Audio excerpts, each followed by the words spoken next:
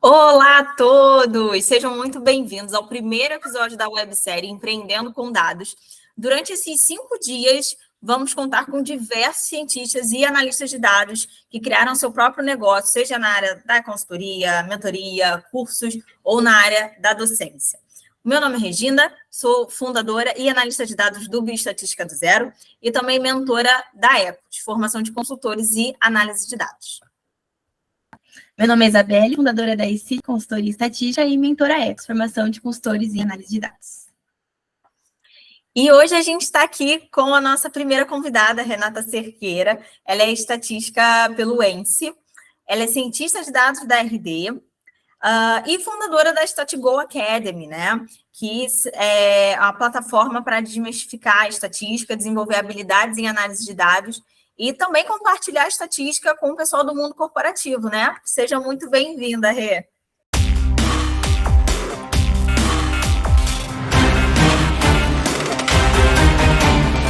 Obrigada pelo convite, meninas. Adorei estar aqui com vocês hoje. Vamos falar um pouquinho de estatística, desse universo de dados. Vai ser um enorme prazer estar aqui com vocês hoje. Show! Muito obrigada. Vamos começar, então, falando sobre a Renata. Ela se formou já faz um tempo, né? Não sei se ela vai querer precisar exatamente o tempo de atuação dela na área, mas numa época em que estatística não era famoso, não estava nesse hype que a gente tem hoje de estatística, de cientista de dados. Então, a gente estava brincando aqui, falando para ela como que isso aconteceu, como você optou pela estatística, quem que te falou disso, como que, enfim, você decidiu cursar e seguir essa carreira.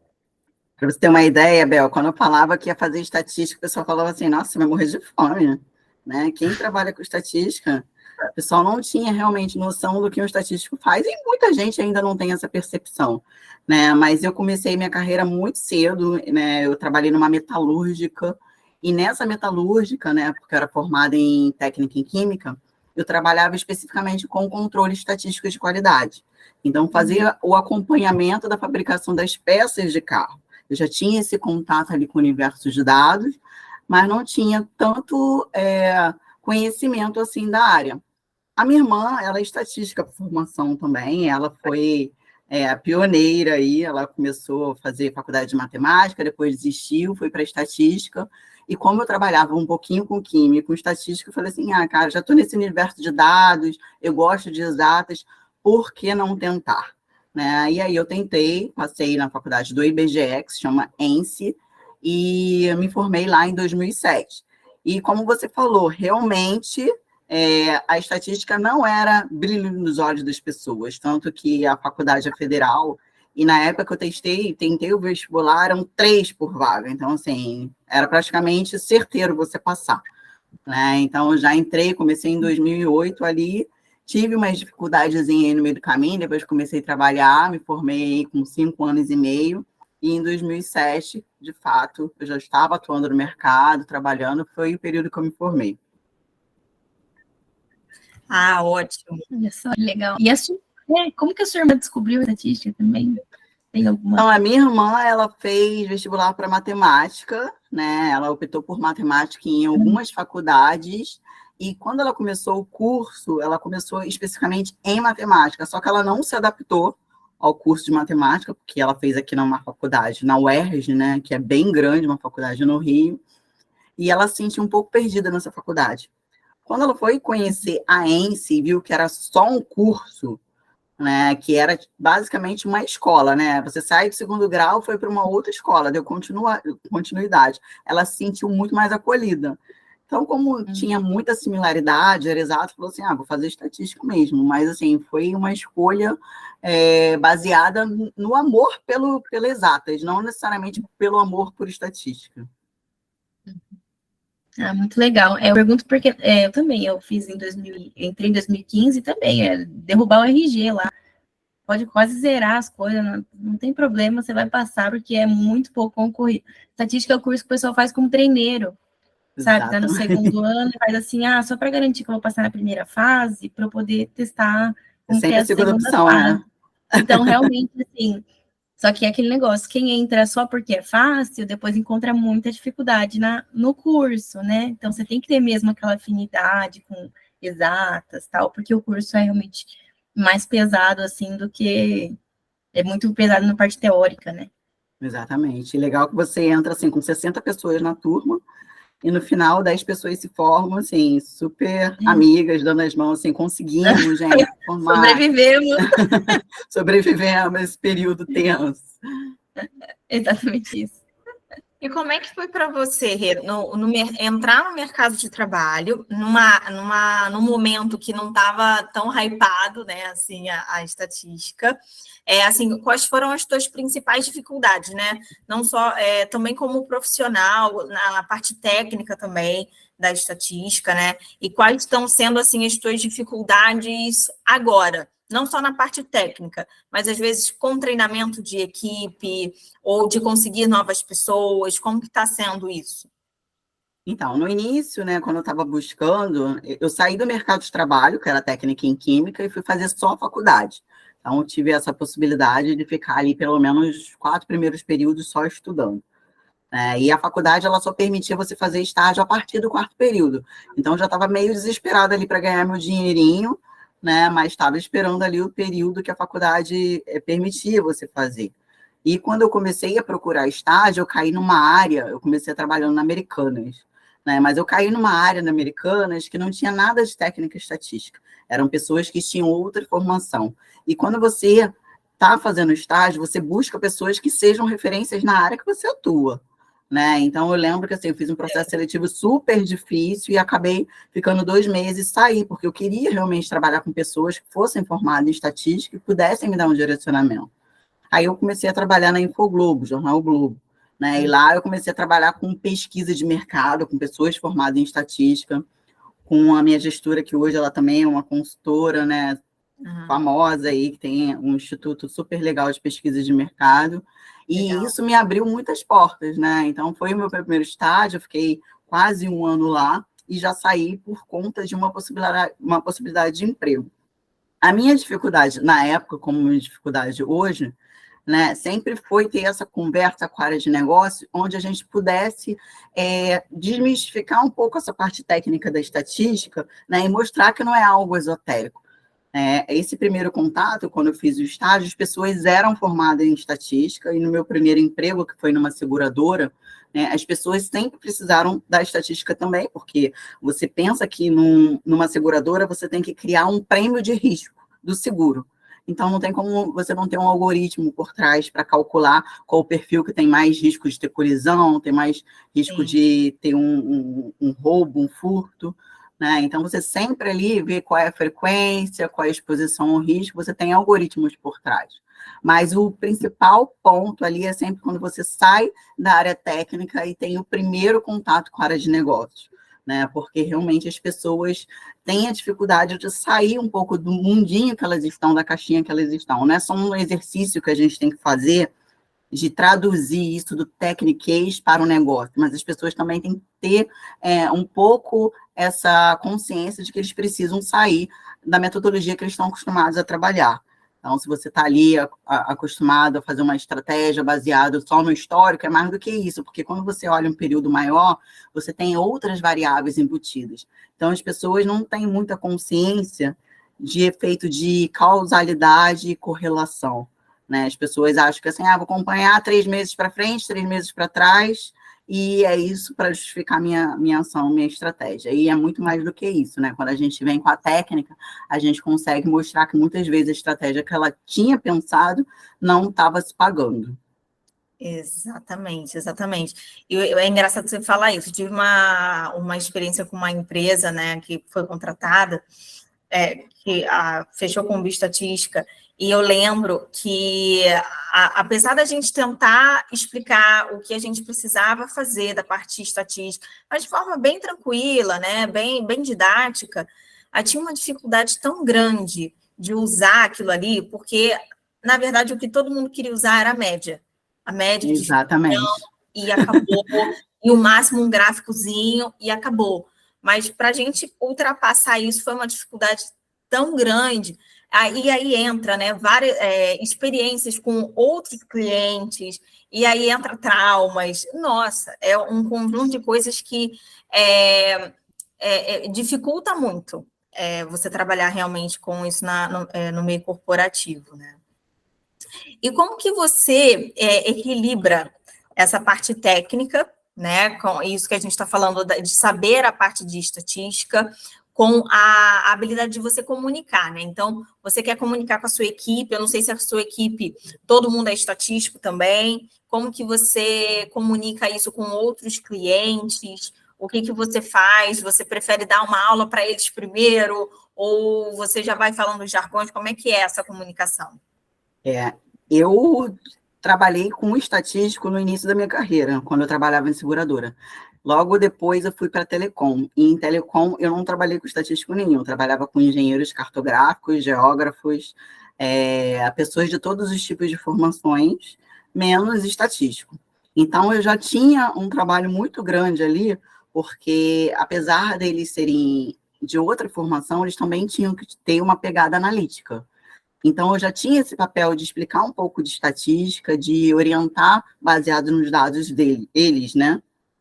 E isso me fez, assim, exercitar muito o meu lado de professora, facilitar essa comunicação, dando exemplos práticos, né? E isso no dia a dia também me ajudou, né? Hoje a minha equipe não tem estatística, eu tenho uma estagiária que é estatística, que ela começou agora, mas eu tenho engenheiro eletricista, tenho engenheiro civil, eu tenho uma menina que é matemática por formação, mas ela é mestre em estatística.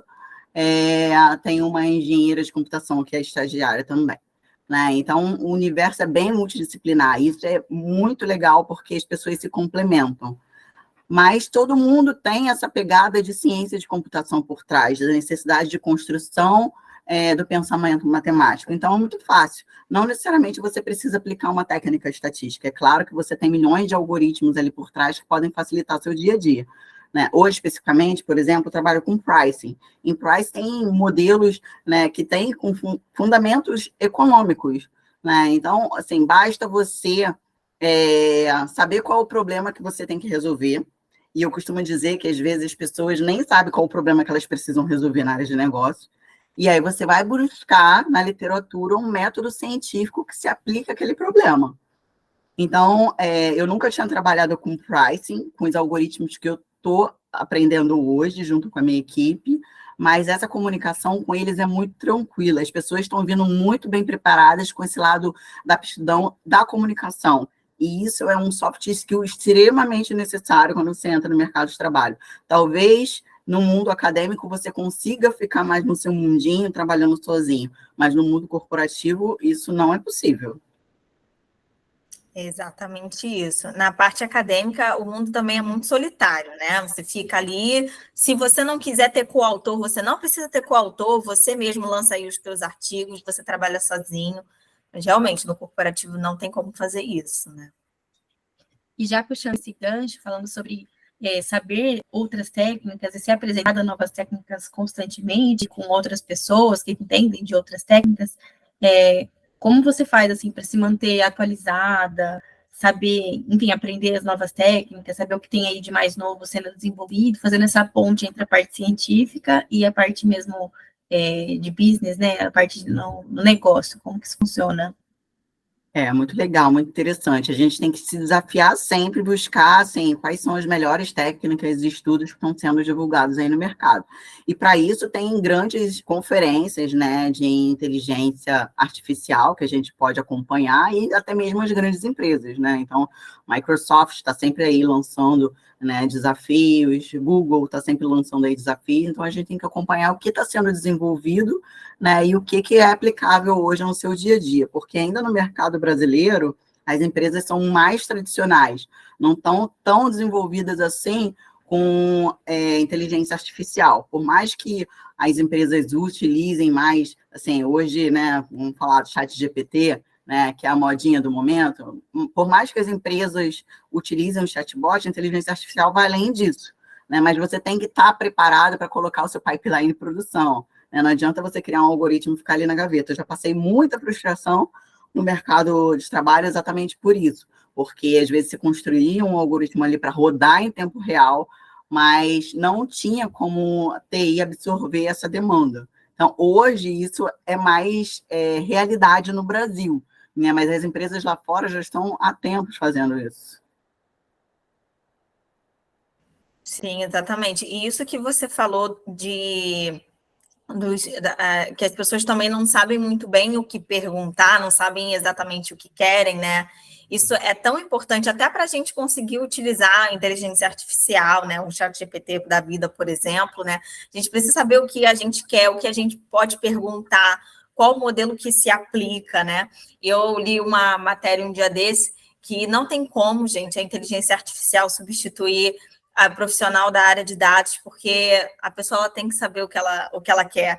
E muitas vezes é a gente que fala, né? A gente que responde e fala, não, então, ó, eu estou entendendo mais ou menos isso aí que você está falando, seu linguajar bem confuso, eu estou entendendo, o que você quer é isso aqui, ó, toma, né? Exatamente, exatamente. Você tem que entender, assim, o que a área de negócio está querendo, né? E, assim, onde que ela vai chegar com aquilo, né? Porque, muitas vezes, a análise que eles estão te pedindo no análise de diagnóstico, no que aconteceu, o que está acontecendo. Eles precisam ter um pouco de incentivo para ir além, tá? Mas o que você pode prever com isso, como que você pode se antecipar a uma decisão. Então, a gente, como estatístico, como cientista de dados, tem que também induzir e percorrendo esse caminho, trilhando esse caminho, para dar uma direcionada na galera. Né? Então, ajudar eles a pensarem um pouco mais em produtos de dados, o que pode sair dali como um produto realmente. Exatamente. E como que você lida assim, com essa pressão de fazer essas entregas desses produtos, né? Você entrega no seu tempo, ou tem sempre alguém exigindo essa demanda de você, ou é realmente, Renata, eu preciso disso para tal dia e você me entrega, ou é você que fala qual o dia que você pode entregar, ou então é algo como por exemplo, metodologia ágil, você vai construindo, vai pedindo feedback e é constante, como que é isso? Hoje em dia não tem como a gente não trabalhar, não tem como a gente trabalhar aplicando um pouco de metodologia ágil no nosso dia a dia. Claro que ciência de dados, ela não funciona, por exemplo, como um cara que é desenvolvedor de software, né, que só faz aquilo ali, que consegue delimitar bem o período que ele vai trabalhar. A gente consegue negociar com a área de negócio o período que a gente vai fazer a nossa análise ali, mas não consegue definir quantas sprints, mais ou menos. É muito superficial, falar assim, vou te entregar em um mês e eu posso totalmente exceder isso, porque eu preciso de outros inputs, de dados que nem necessariamente estão disponíveis para mim. Então, é diferente, né? E aqui no dia a dia é muita base de conversa, de negociação, né? Não tem tanta pressão assim em relação à data. Claro que a gente tem as entregas que a gente precisa fazer, mas não tem toda essa pressão. O ambiente é muito saudável, sabe? As pessoas são muito parceiras aqui. Então, hoje em dia, eu não vivo isso, né? Claro que a gente tem nossas entregas, a gente tem nosso OKR para cumprir, mas a gente consegue, assim, ir trabalhando isso, fazendo a gestão para que a gente consiga atendê-los. Ótimo. E uma dúvida agora que bateu aqui, em termos de análise, quais tipos de modelos ou técnicas vocês usam assim com mais recorrência para conseguir as informações que vocês precisam?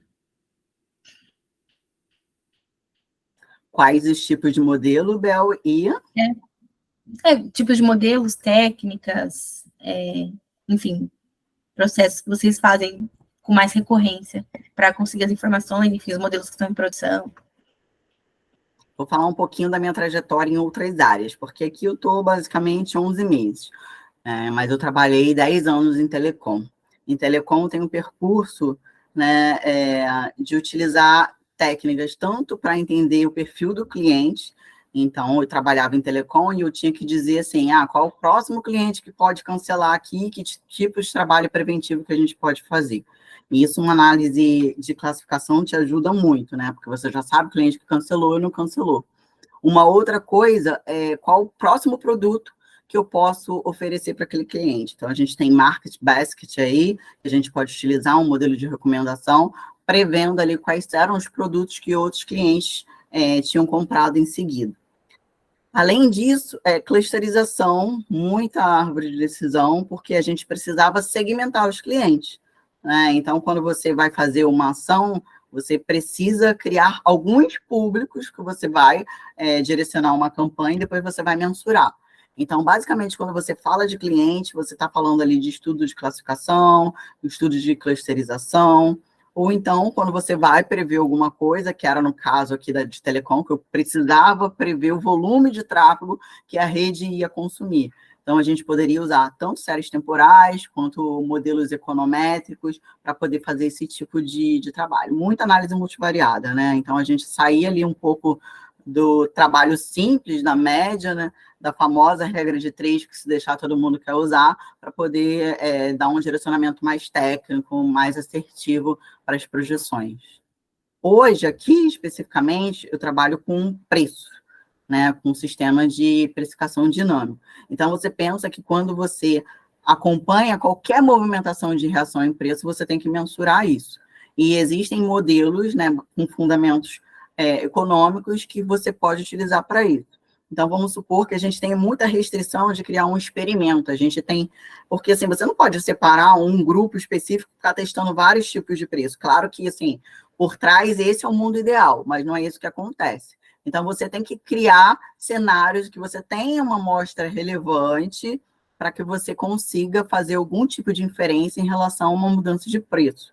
Então, você tem controles sintéticos, né, que você pode... como se você estivesse assim, copiando o comportamento, se nada tivesse acontecido, se eu não tivesse feito uma mudança de preço, qual seria o cenário? E aí você consegue comparar esse controle sintético com, de fato, o que aconteceu. Então, esse é uma das técnicas que a gente utiliza aqui. A gente utiliza análise multivariada, né, para a gente fazer a projeção de preço. Quando a gente faz a estimativa ali, a gente utiliza a elasticidade por trás, que também é um KPI, né, um parâmetro que vem da economia. A gente tem o modelo de diff-in-diff, né, que ele consegue justamente verificar se essa ruptura da mudança de preço, né, aconteceu de fato por conta da mudança de preço, ou se não foi algum outro evento aleatório, né, que é uma das dificuldades de você realmente você isolar o efeito, né, da mudança de preço. É muito difícil, porque muitas coisas podem estar acontecendo ao mesmo tempo, né? Então, você mensurar isso, você precisa de técnicas por trás, e mesmo assim, nem sempre você consegue ter um experimento ideal ali. E uma outra coisa, né, uma outra técnica que, assim, que é algo que é o mesmo, mas que hoje a gente não utiliza, que é o teste de hipóteses. Então, você poder fazer uma mudança de preço, ou uma mudança num site qualquer, e você mensurar qual foi o comportamento do cliente, baseado naquela mudança em tempo real, e você fazer vários experimentos ao mesmo tempo, é o sonho de qualquer cientista de dados. Então, hoje a gente não está utilizando, mas, assim, é uma das técnicas que a gente pretende utilizar e brevemente. Sim, e é sempre uma dificuldade, né? Você isolar qualquer tipo de variável, qualquer tipo de comportamento, né?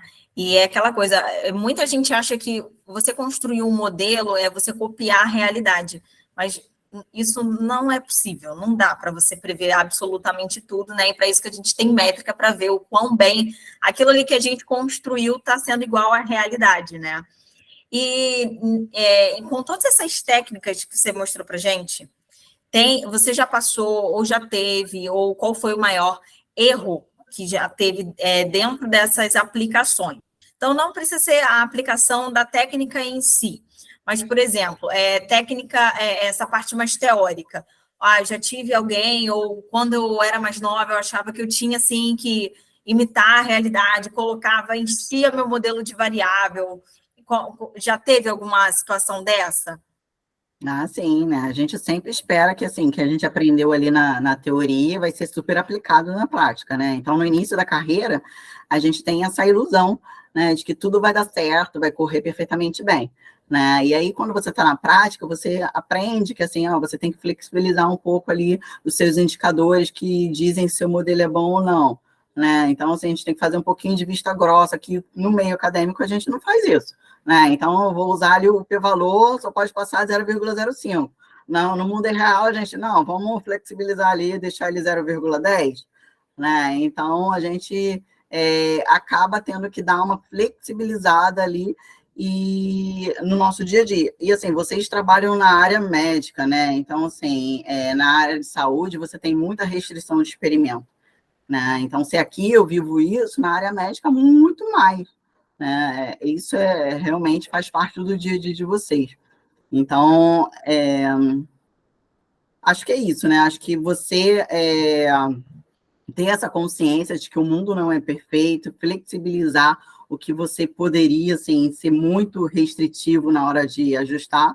E um principal desafio que eu encontrei, né, quando eu estava construindo um modelo em si, né, foi um modelo econométrico. Na verdade, eu fazia uma previsão de venda de refrigerantes, de bebidas, na verdade, não só refrigerante, né? Eu precisava definir num período de tempo ali qual seria o volume para poder a operação se preparar, né? E quando você está fazendo um modelo de previsão de volume de produção, né, você utiliza ali, quando você está falando de líquido, né, temperatura influencia, capacidade econômica ali da região influencia, o tipo de garrafa onde vai ser produzido aquela bebida influencia, e eu esperava que isso fosse ser perfeito, né, e assim, o modelo fosse ser bem ajustado, mas assim, e não era bem isso. Só dar a direção e um volume estimado já era suficiente, né, muitas vezes a gente acaba tendo que utilizar isso, né? Um modelo de regressão linear, uma coisa mais simples, só para dar a direção para onde que vai a sua venda. Não necessariamente é um modelo não linear. Mas claro que isso, com a maturidade, você vai fazendo novos ajustes, vai criando novas funções e vai melhorando a especificação do seu modelo. Mas no início ali, dependendo do tempo que você tem para estimar, só isso já resolve. Só que a gente tem que poder também deixar um pouquinho a vaidade de lado, de querer as coisas minimamente assim, validáveis, né? Para poder, de fato, ter o resultado no final. Aquela frase, né? Todos os modelos são errados, mas alguns são úteis, né? Então, assim... Exatamente. Qual que eu posso usar aqui, gente? Exatamente. E essas técnicas que você está falando são, assim, avançadas, né? São bem mais avançadas do que o que a gente aprende na faculdade, pelo menos o que eu aprendi na minha experiência no curso. Essa parte econométrica, até tinha matéria obrigatória e tal, mas era um caos, assim, ninguém sabia onde procurar ajuda, ninguém sabia. 2 professores só do instituto inteiro sabiam que raio que era aqueles modelos, e a impressão que eu tenho é que todo mundo ali saiu meio sem entender o que estava acontecendo.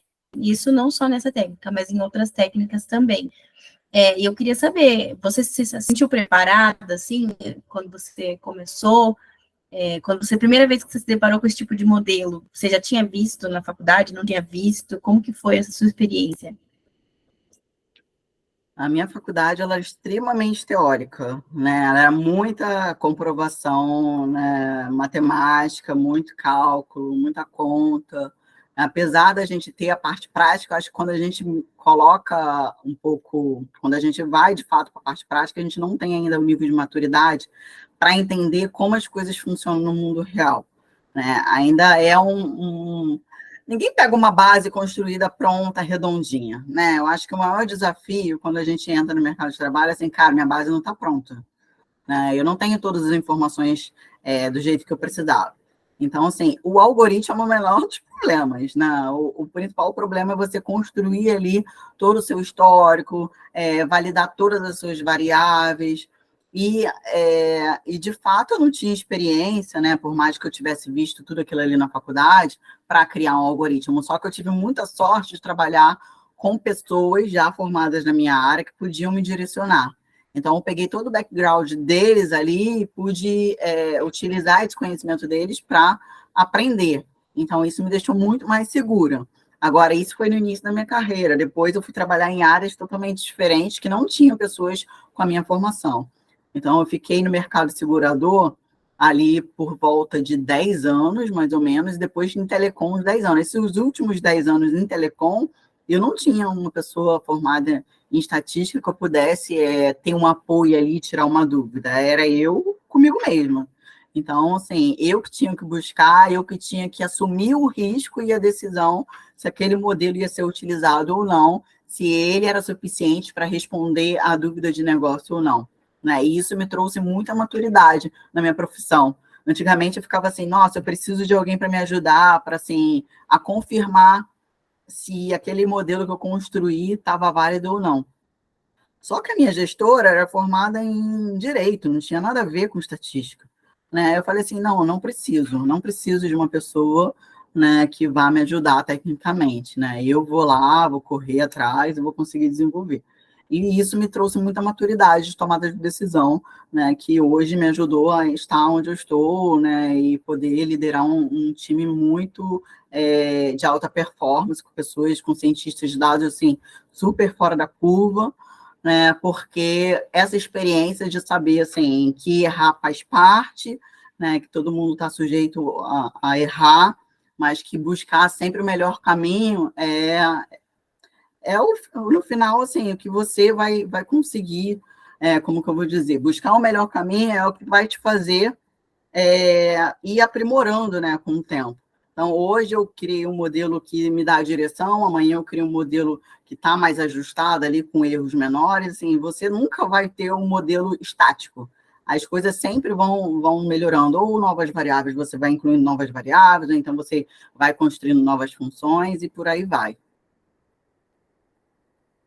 Sim, eu acho que isso todo mundo passa, né? De tem que ajeitar primeiro a base de dados, e você passa ali 60% do seu tempo, 70% do seu tempo, e só no finalzinho, faltando lá um dia para entrega, ou bem 30%, 20% do seu tempo, você está fazendo realmente a análise, né?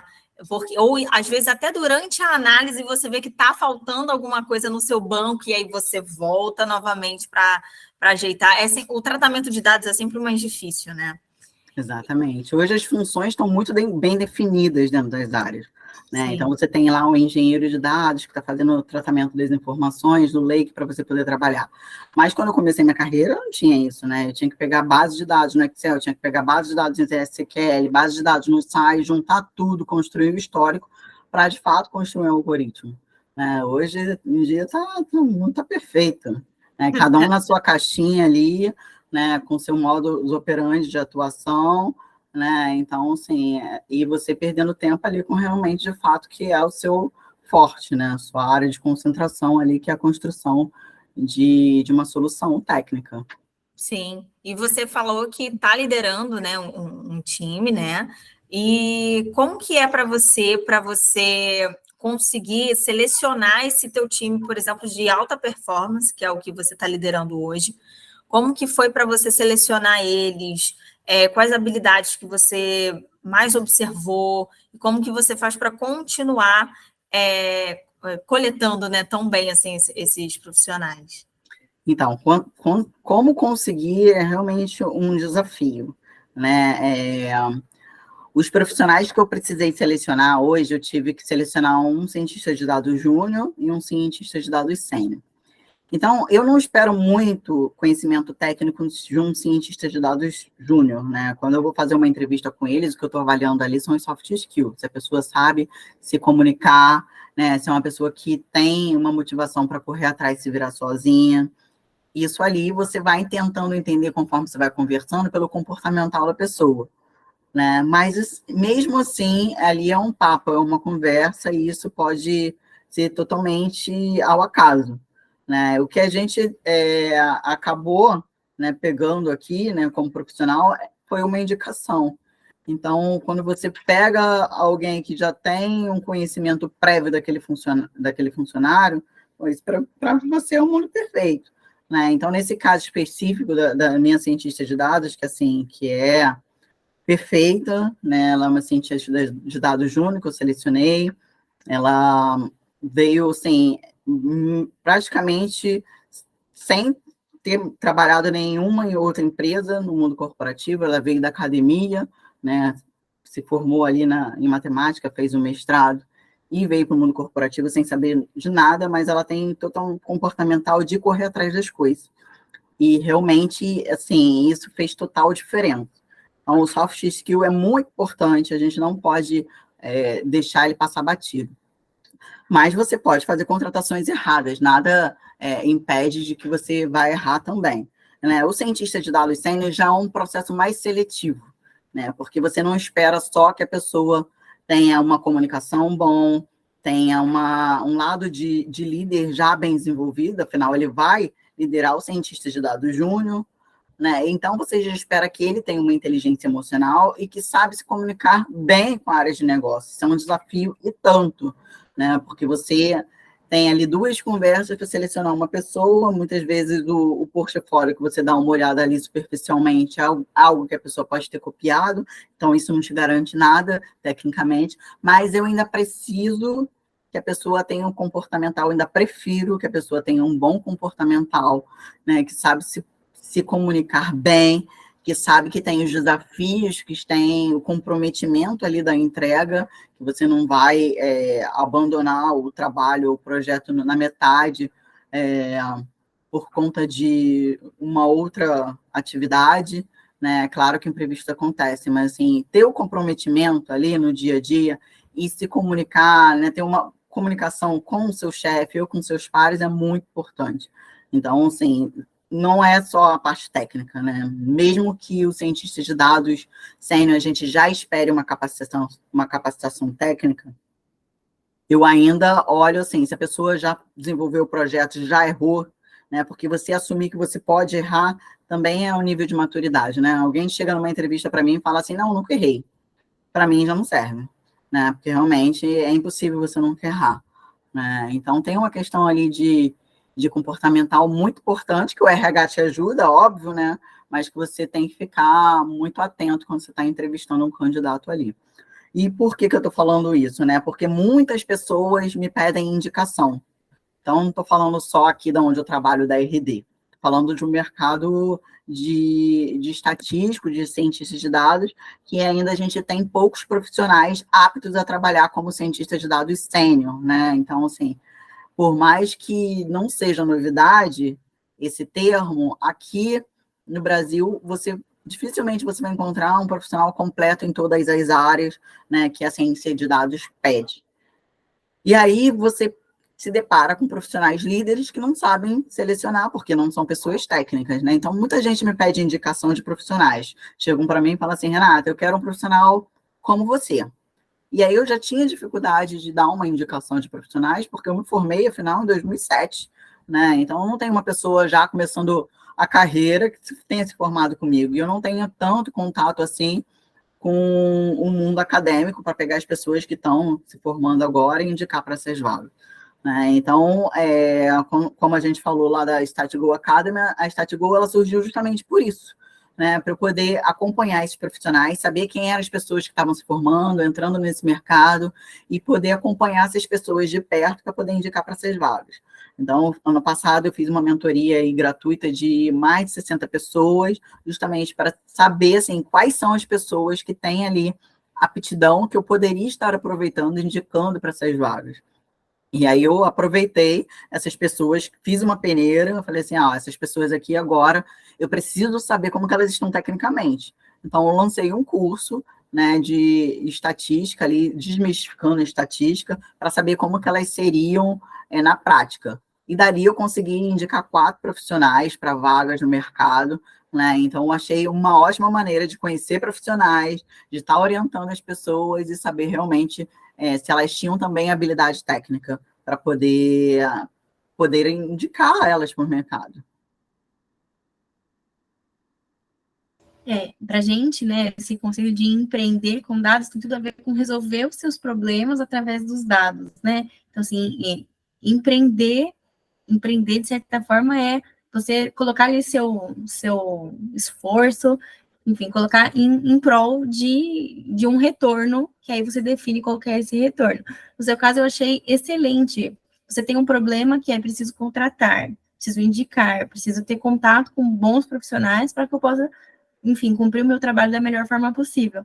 E a solução foi, vou capacitar essas pessoas, vou atrair elas através do ensino e, enfim, ter a certeza de fazer uma boa contratação, porque quem está ali nessa fase empreendendo também sabe como que uma contratação ela pode ser muito boa, ela pode agregar muito, ela pode ser sensacional, pode te trazer resultados, ou ela pode te trazer gasto, perda de tempo, enfim, todo um contexto de muita dificuldade. Então, eu falo isso porque quem estiver aí já empreendendo, tiver aí sua empresa, sua consultoria, é uma decisão delicadíssima. Vou delegar isso para alguém, eu preciso continuar fazendo isso, porque, apesar de ser uma coisa que eu poderia delegar, eu não acho com quem que eu vou delegar isso, eu tenho medo disso ficar diferente do que eu gostaria.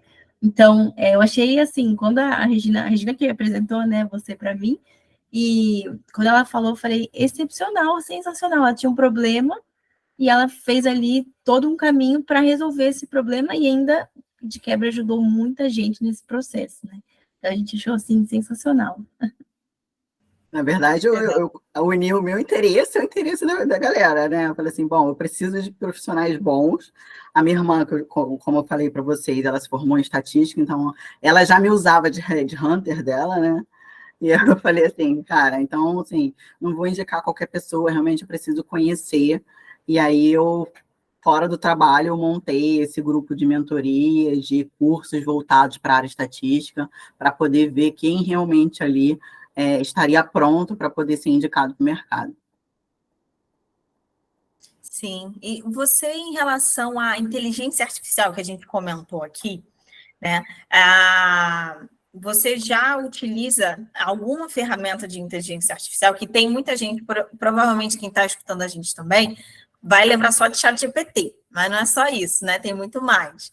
Vocês já utilizam alguma ferramenta dessas, ou ainda não? Ou é só inteligência artificial, por enquanto, para vocês, está sendo para, por exemplo, corrigir alguns erros de código? Como que está sendo essa transição aí para vocês? Aqui na área, os algoritmos, eles são construídos muito baseado no aprendizado de máquina, machine learning.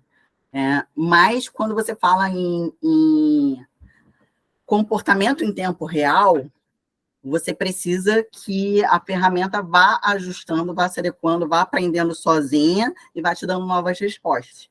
Hoje, infelizmente, isso não acontece porque a gente tem impedimentos de infraestrutura.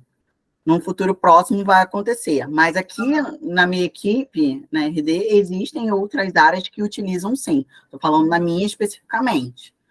Né? Na minha especificamente, não, mas a gente tem outros algoritmos acontecendo em tempo real para prever fraudes, ou então para o próprio chat GPT aí para poder fazer a comunicação com o cliente, né? Que já está sendo muito utilizado aqui. Show. Vamos já para a última, logo ali embaixo. É só perguntar sobre, para quem está começando, né?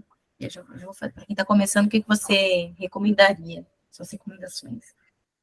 Eu acho que, assim, se eu estivesse começando hoje, a primeira coisa que eu ia fazer é montar uma boa rede de contato, ver os melhores profissionais do mercado, quem já tem uma carreira mais estruturada, mais consolidada, e ia ficar perto desses profissionais, pedir para ser mentorada, porque as pessoas que ficaram próximas a mim foram as que eu consegui realmente acompanhar o trabalho de perto e ver o próprio interesse delas, né? Então, se você está interessado, se você está ali, né, do lado de um profissional, é óbvio que quando surgir uma oportunidade, ele vai pensar em você. Né? Então, além disso, né, você hoje tem todo o desafio de, assim, você está começando, cara, quais são as principais ferramentas que são utilizadas no mercado e eu preciso aprender. Então, não tem como você hoje não saber SQL, não saber Python ou R, né? Não saber o que é um GitHub, um GitLab, uma ferramenta de commit, né? Você precisa saber o que de fato está sendo usado no mercado de tecnologia. Né? Afinal, são as empresas de tecnologia que vão demandar de profissionais com seu background.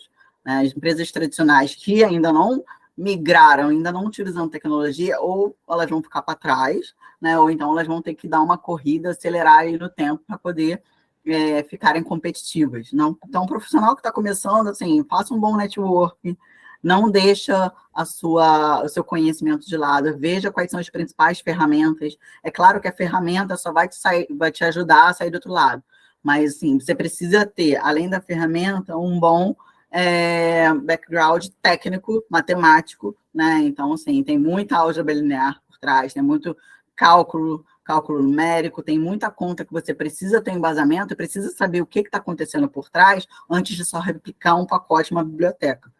Exatamente. Então, eu vejo muita gente no mercado aí que pega uma biblioteca, ó, isso aqui faz isso aqui e replica, mas não sabe o que está acontecendo por trás. Então, qualquer problema que você aconteça no meio do caminho, você não vai saber resolver.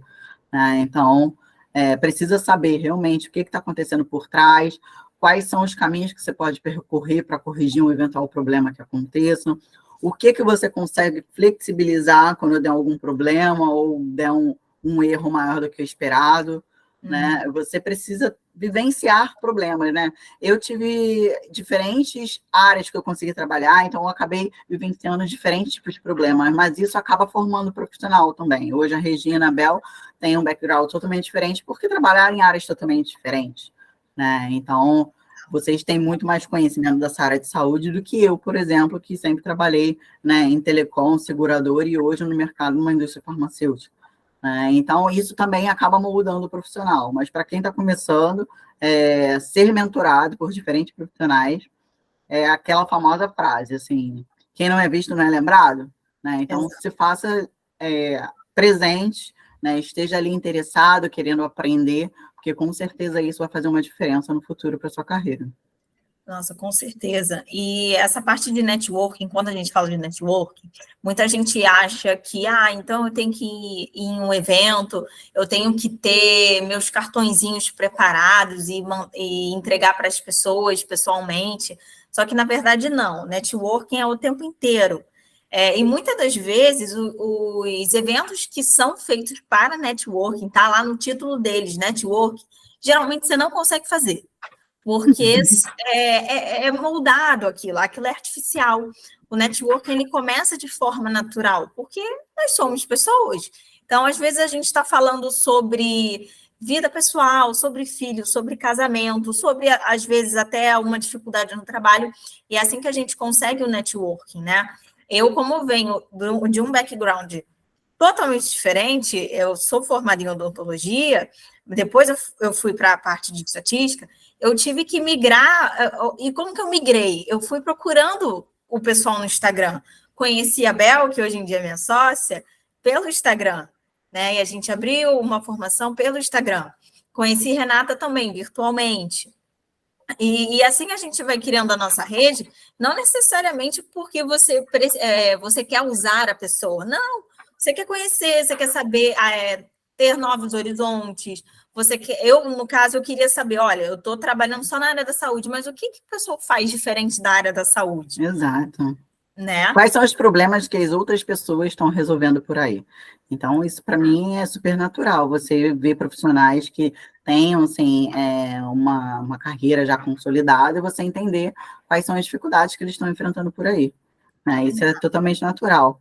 Então, assim, da mesma maneira que as pessoas buscam aqui mentores, eu também busco pessoas que sejam referências nessa área e acompanho no LinkedIn, por exemplo, vejo o que elas estão falando ali, para entender o que tem aí de diferente, né? Ou fora do Brasil, ou dentro do Brasil. Então, isso é natural. Né? E hoje, com a internet, isso fica muito mais fácil. Né? Na minha época, eu batia a portinha lá no lugar e entregava meu currículo impresso, gente. Hoje em dia é muito mais fácil você ali fazer um contato no LinkedIn, acompanhar a pessoa no Instagram.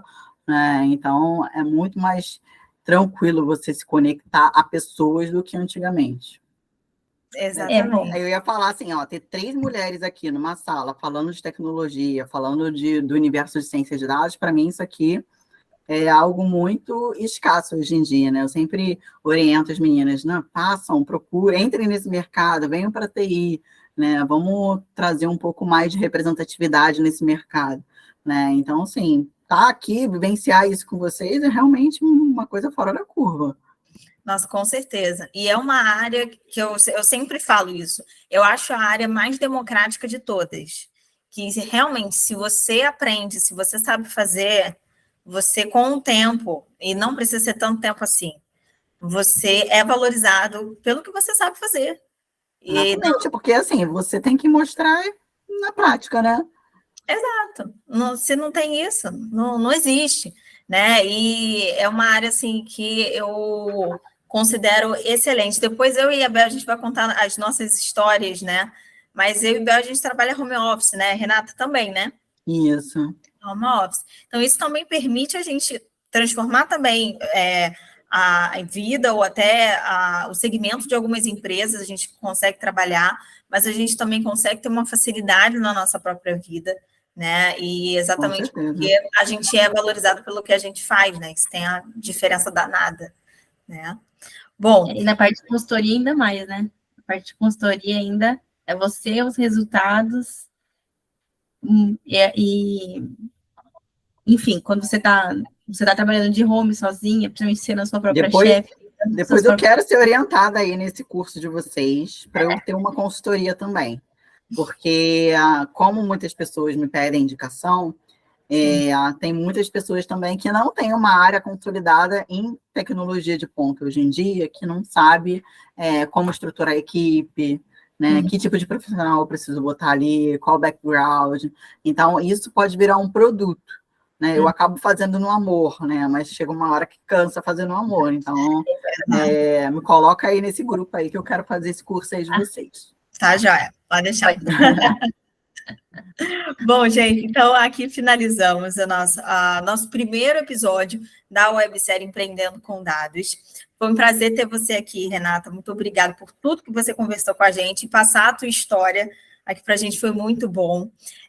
Então, vocês podem encontrar a gente nas nossas redes sociais, no Instagram da Formação Ecos. Também você encontra a Bel ou eu pelo Instagram, no Bioestatística do Zero Oficial, ou então no ICIC Estatística.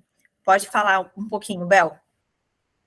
Você pode encontrar pelos nossos canais no Instagram e nossos sites respectivos também de cada uma das consultorias. E a Renata, como que você pode encontrar a Renata no LinkedIn? A gente vai deixar aqui no link. E o que mais no Instagram do Statigo, né? Isso aí. Isso aí. Obrigada, meninas, pelo papo, pelo tempo aí. Foi um prazer enorme estar aqui com vocês. Obrigada, viu? Obrigada. Valeu, tchau.